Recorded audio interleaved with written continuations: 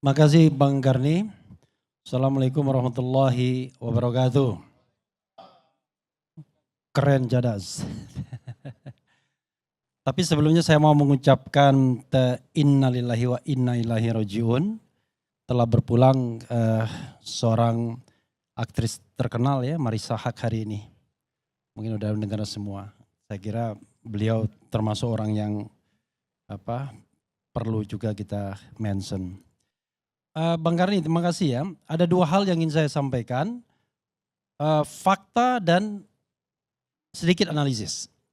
Nah, soal fakta ini saya mendapatkan kronologis dari Ketua Umum FTA, Forum Tanah Air, yaitu Tata Cassandra dan juga Doni sebagai ketua hariannya. Saya bacakan sedikit dan kemudian nanti akan saya tambahkan dengan apa yang saya saksikan sendiri.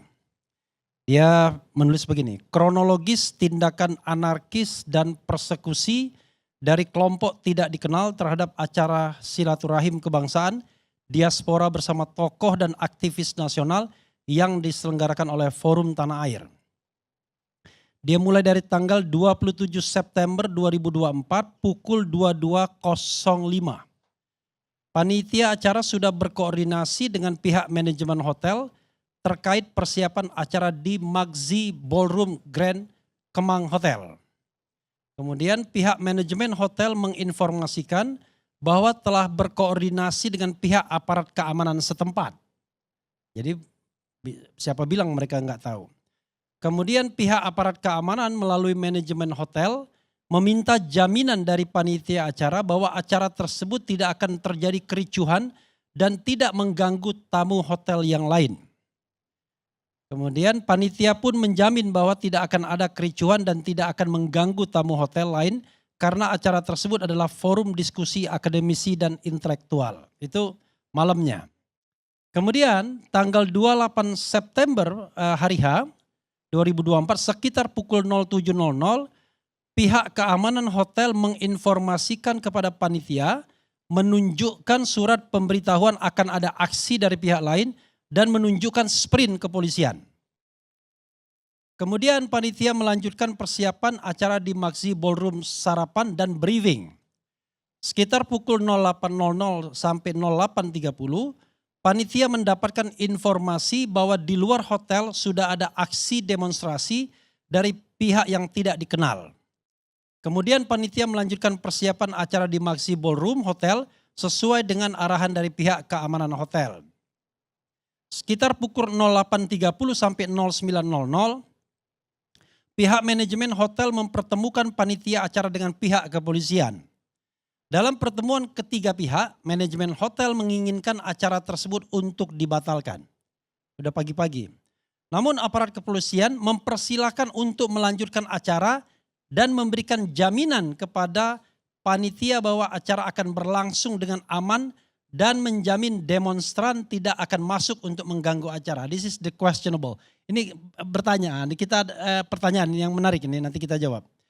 Kemudian aparat kepolisian meminta panitia dan peserta acara silaturahim kebangsaan tidak keluar area hotel dan menemui masa aksi untuk mencegah terjadinya hal-hal yang tidak diinginkan. Oke.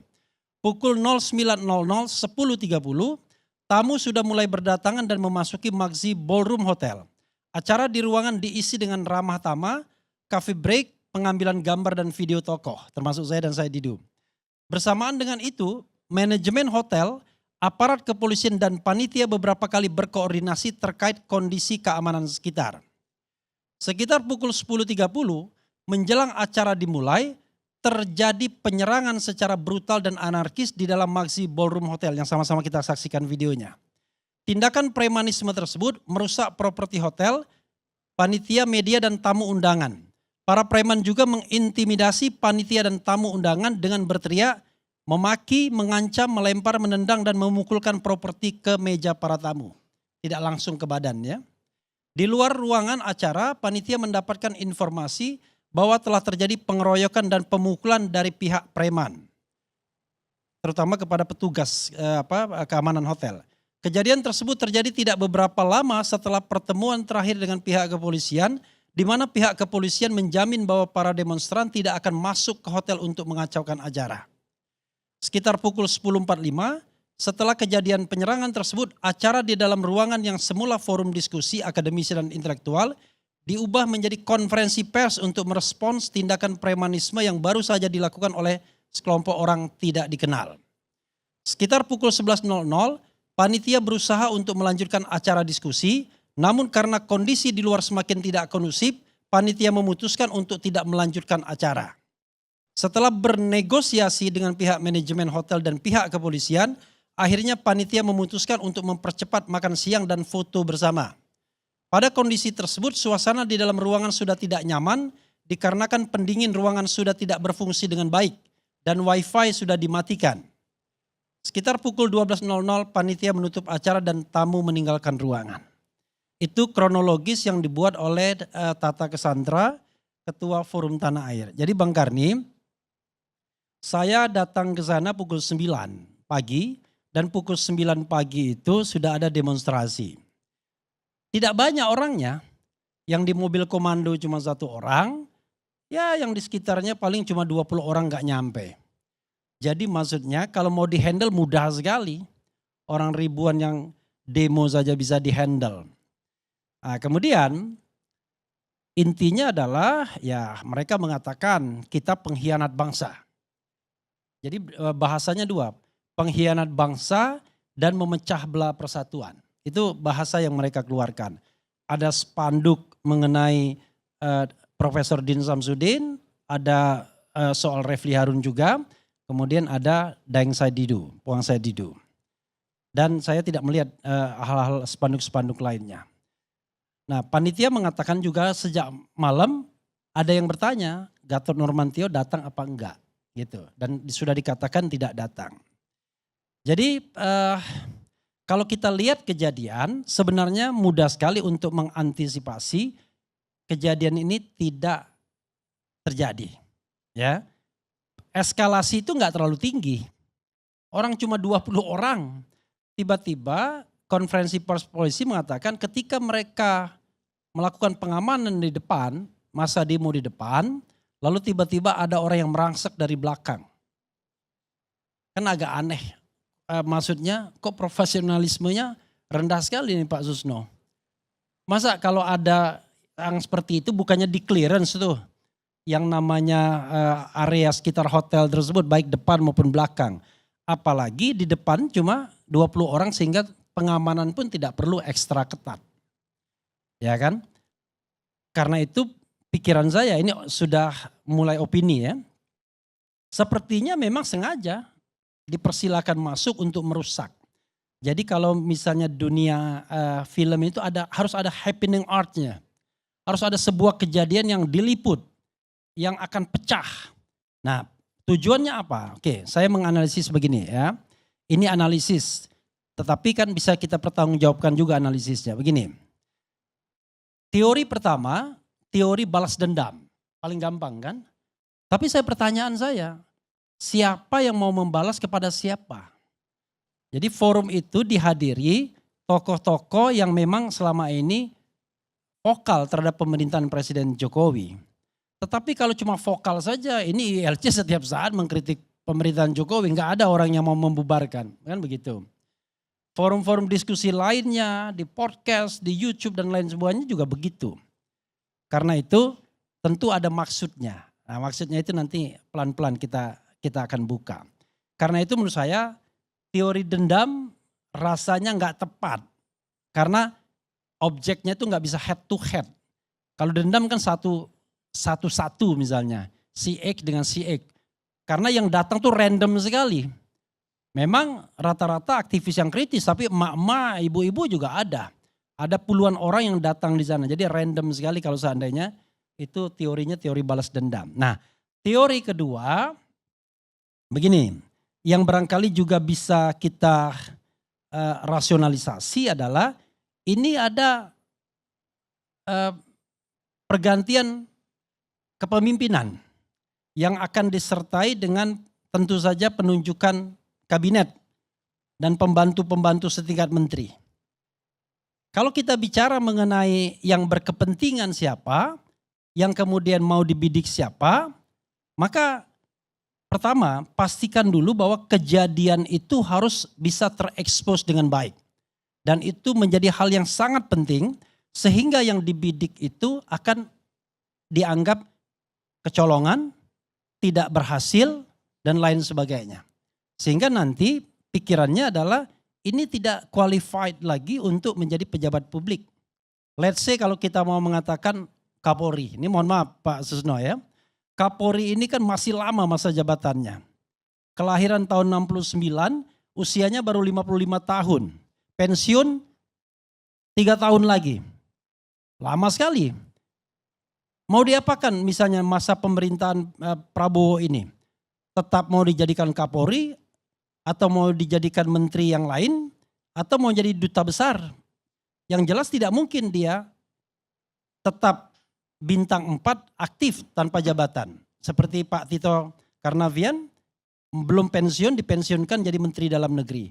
Nah ini juga membawa spekulasi apakah kemudian ada internal konflik di antara kepolisian agar ada orang yang kemudian didiskreditkan sebagai orang yang tidak mampu menjamin keamanan. Barangkali mereka berharap orang seperti kita ini mengutuk Kapolri barangkali ya. Ya, copot Kapolri ya, dan lain sebagainya karena tidak mampu menjamin keamanan. Tapi ternyata Puang Saididi terlalu asik dengan Pantai Indah Kapuk 2. Sehingga dia tidak mengeluarkan statement seperti itu. Dan unfortunately kalau seandainya tujuannya begitu, gak ada orang yang mengutuk Kapolri waktu press conference itu ya. Gak ada. Dan yang Saididi tetap dengan oligarkinya.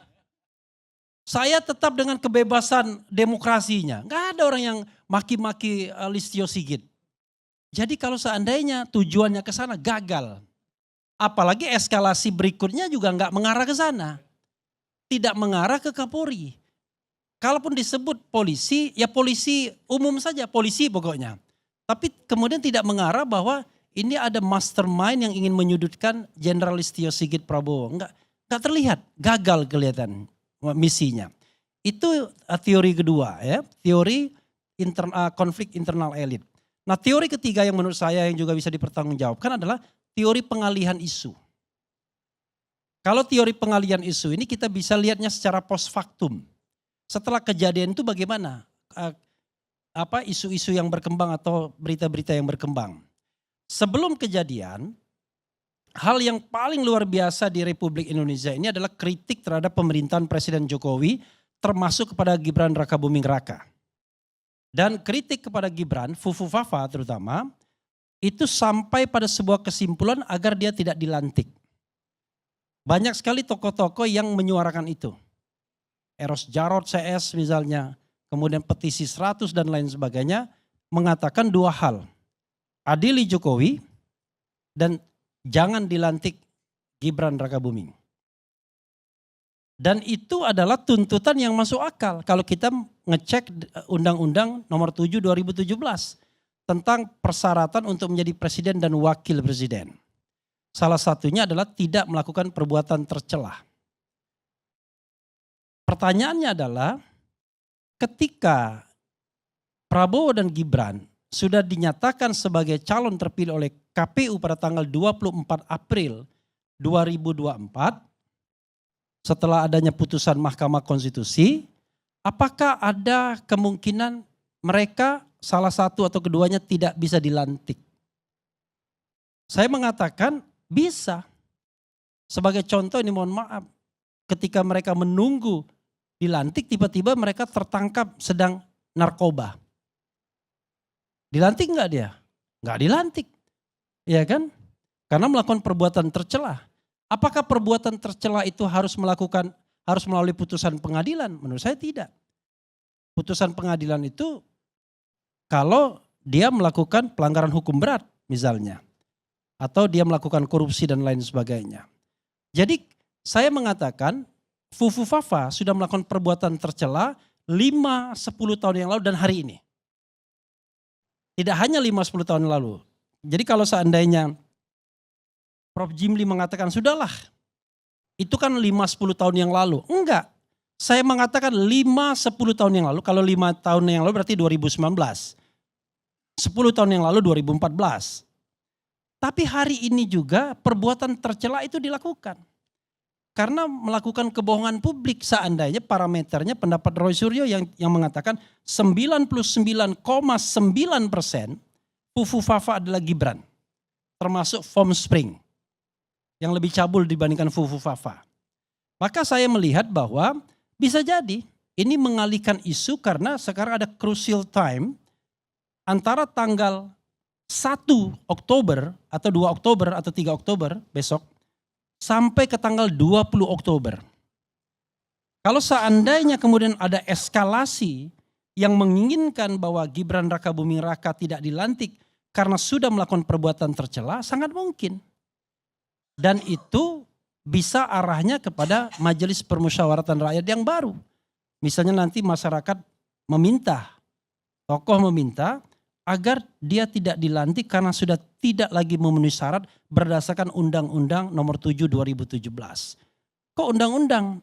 Tidak konstitusi. Konstitusi itu kalau sudah dilantik. Kalau sudah dilantik, maka dia adalah vice president. Dan kalau mau diberhentikan, kita bicara tentang pemakzulan atau impeachment. Pasal 7.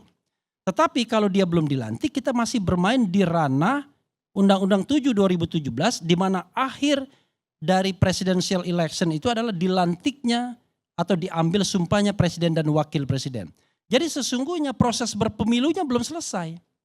Karena belum ada proses pelantikan atau pengambilan sumpah sebagai etape terakhir dari proses berpilpres. Nah, ini saya kira teori yang masuk akal juga untuk kita garis bawahi. Secara post factum saya melihat memang setelah kejadian itu agak surut pemberitaan tentang Fufu Fafa. Termasuk juga oleh para YouTuber yang agak ganas membuat video konten tentang Fufu Fafa ini. Karena mereka terkonsentrasi kemudian untuk menggali mengenai keributan yang terjadi di Kemang tersebut. Selama 2-3 hari ini. Jadi 28, 29, 30, 1, 2 itu masih. Pengalian isunya terjadi masih. Fufu Fafa enggak muncul. Muncul di acara Faisal Asgab kemarin enggak. Semua adili Jokowi. Fufu Fafa hilang. Kecuali Dr. Tifa yang meris itu. Karena itu menurut saya agak berhasil. Tapi unfortunately kayaknya berhasilnya 4 hari saja.